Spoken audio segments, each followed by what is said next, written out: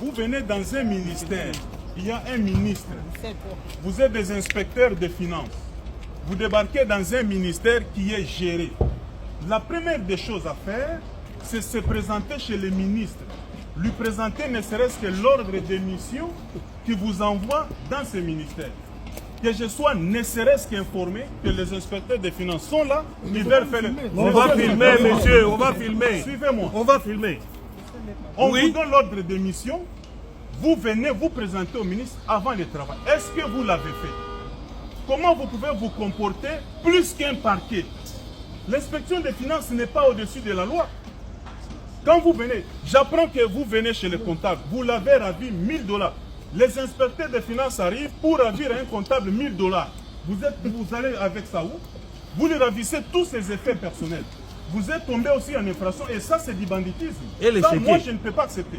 Monsieur Diack, bonjour. Bonjour madame. On aimerait savoir qu'est-ce qui se passe exactement au ministère de l'EPST. On a vu des vidéos circuler du ministre avec les inspecteurs, mais qu'est-ce qui se passe réellement, d'autant plus que d'autres sources parlent déjà d'un prétendu détournement.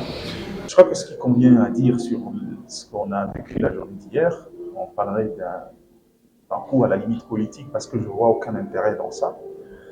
Quand on sort de la campagne électorale, quand on sait que cette gratuité a été presque l'élément central dans le langage du chef de l'État comme élément de campagne, je ne vois pas comment faire les choses. Mais je pense que ce qui s'est passé hier, c'est qu'à partir vers 17h15, 17h30, il y a eu un groupe de 3 inspecteurs de l'IGF qui sont arrivés dans le bureau de la DINACOPé, l'ancien CECOPé, qui est un service de préparation de la paie des enseignants et des effectifs.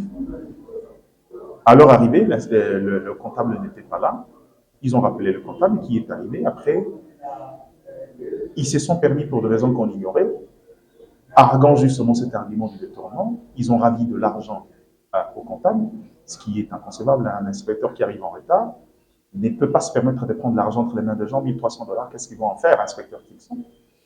Et parlons des histoires de détournement. Le comble est qu'ils sont arrivés dans un ministère. C'est un service qui est juste en bas du cabinet du ministre.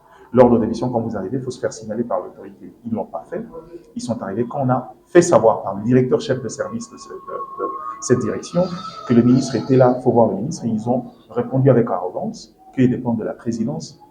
Ils n'ont rien à faire avec le ministre. Pourtant, c'est lui qui doit en répondre. Et au-delà de ça, on a fini par comprendre une chose. Ils évoquent la prime d'encadrement de la paie. Pour la petite histoire, c'est qu'ils le savent, la prime equity est une prime qui est payée directement dans le compte des bénéficiaires, qui quitte la banque centrale, les banques payeuses, en l'occurrence equity, pour être versée dans le compte des agents. À quel niveau de la chaîne de la dépense le ministre intervient pour aller détourner de l'argent, ce qui ne se fait pas? Deuxièmement, cette prime-là, ça fait 30 ans que cette prime n'a jamais été activée. C'est Tony Mwaba qui l'a activée pour alléger un peu le travail des agents des services centraux, qui du reste, aujourd'hui, ils ont eu une majoration de salaire, mais nous connaissons tous que la conjoncture aujourd'hui, avec la dépréciation de la monnaie, a presque affaibli les élans de la majoration. Il fallait trouver d'autres primes pour leur permettre d'être à jour. Je ne vois pas en quoi quelqu'un qui a pris cette prime-là, une prime qui dépend encore de ses lignes budgétaires, dès son cabinet. C'est-à-dire qu'il engage, il demande au ministère des Finances, on paye des gens, mais c'est sur les lignes budgétaires du cabinet de l'EPST. À la limite, on doit être de bonne foi jusqu'à quel niveau? Et je crois qu'à la limite possible, on a fini par comprendre en remontant les sources. C'est des combats internes d'ordre politique. Des gens à l'IDPS qui veulent le poste de l'EPST, ils savent que Tony Mwaba a la confiance du chef de l'État pour le travail qu'il a fait. Il faut le salir. Il est presque fin mandat parce qu'il est déjà élu. Est-ce qu'on va vouloir encore de quelqu'un qui est pratiquement partout? Oui, mais c'est justement ça. L'idée, il est en train de partir, mais partir sur une bonne note. Il a donné un mandat au chef de l'État avec la gratuité. Ce qui n'était pas le cas avant, les gens décrivent. Il a fait un effort d'arriver et d'appliquer le chef de l'État. Il a engagé une discussion permanente avec les banques syndicales. L'EPST était un ministère où, dès que vous êtes au bureau, tous les jours, il y avait des marches à gauche, à droite. C'est pour la première fois au ministère de l'EPST, il y a de la calmie. Les gens peuvent travailler calmement sans bruit d'enseignants à gauche, à droite. C'est le seul qui a fait un effort de respecter l'addendum au protocole d'accord des mois, qui fait que ces salaires autrefois modiques des 125 restent encore très faibles, mais à 410. 400 000 francs congolais. Donc, on peut retenir qu'il ne s'agit nullement de détournement, mais des combats politiques en interne. Vous savez, moi, je vous connais avec autant d'années d'expérience dans le métier. On peut parler d'un détournement juste quand vous arrivez au bureau de quelqu'un où ça se constate par les faits infractionnels ou par les cours et tribunaux. C'est pourquoi la meilleure des choses à faire, les inspecteurs ont été envoyés au parquet hier Ils ont été entendus, après relâchés. Maintenant, il y a eu une procédure parce que le ministère de l'EPSP n'entend pas rester là. Cette affaire sera pour une fois portée devant la justice et que l'hiver soit faite une fois pour toutes parce que le ministre commence à en avoir un peu marre de M. Jules Aligeti. Permettez-nous que cette fois-ci ça devienne comme ça parce qu'on se rend compte que c'est devenu une affaire personnelle alors que c'était des hommes d'État qui chacun faisait son travail, continuer à porter les mêmes coups, utiliser la population pour salir l'image de quelqu'un. Professeur d'université des surcroîts, c'est devenu très compliqué. Merci beaucoup, monsieur. C'est à moi de vous remercier. Quand vous arrivez, le ministère est géré par un responsable, vous présentez l'ordre de démission, on vous oriente, vous allez faire votre travail. Ici, il n'y a pas de voleurs, messieurs. Que ce soit les enseignants fictifs, les écoles, tout est en ligne. Alors, quand vous venez, sauf si vous avez une autre intention, et je suis informé, là, on vous a utilisé, je vous dis, mes chers frères, vous êtes en train d'exécuter une sale besogne.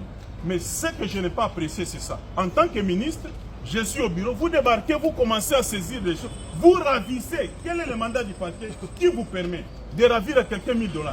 Est-ce que Jules Aligeti vous a demandé d'aller ravir un comptable 1000 $ à main? Si vous avez besoin d'argent, demandez. Les effets personnels, vous confisquez. Vous demandez à un service, pour qu'il y ait dépenses, il faut votre autorisation. Est-ce qu'il y a un problème? Dites-moi un peu. Là, il y a un problème. Un inspecteur des finances n'est pas aussi au-dessus de la loi. Vous n'avez pas appris qu'il y a eu un détournement. C'est pour faire ce que vous faites là et vous commencez à faire du théâtre et vous avez exagéré. Je crois que là, la justice va s'occuper de nous tous. Et vous avez exagéré. Commencez par remettre les 1000 $ que vous avez ravis à un agent de l'EPST. Si on vous a envoyé dans la mission, moi je ne suis pas informé, vous ne m'avez pas vu. Donc je ne représente rien pour vous à l'inspection des finances. Et ça, c'est de la mauvaise foi. Commencez par remettre les 1000 $ que vous avez pris chez un agent. Et là, je vais aussi appeler la justice. Ça va se passer comme ça. Et ça, je ne peux pas trouver. Et les chéquiers du comptable, ils ont eu même les chéquiers. Vous allez parler comment, monsieur? Est-ce que vous savez qu'il y a un ministre à la tête du ministère de l'EPST? Lui nous dit qu'il dépend de la présidence. Vous avez parlé quand même. Je ne suis pas votre ami. Suivez-moi, monsieur. Suivez-moi, monsieur. J'ai dit ici, le parquet va vous prendre aussi. Vous n'êtes pas au-dessus de la loi. Oui. Vous avez ravi des effets personnels des gens et ce n'est pas normal. Vous n'êtes pas au-dessus de la loi. Et là, vous êtes venu créer des problèmes dans un ministère où il n'y en a pas. Et je suis informé, on vous a envoyé, je suis désolé. Le parquet va aussi vous entendre à quel titre et sur base de quoi vous avez ravi des effets personnels à quelqu'un. Je peux parler, excellent. Et c'est un cas de flagrance. Hein. Tous nous allons partir avec vous. Quand il dit nous sommes des fonctionnaires, vous entrez dans un bureau comptable sans que vous puissiez passer aux autorités hiérarchiques du ministère. Ça c'est faux. Quel fonctionnaire que vous êtes? C'est la première fois. Hein? C'est la première fois. Vous croyez que c'est vous-même qui faites des... Abonnez-vous massivement à Gombo News.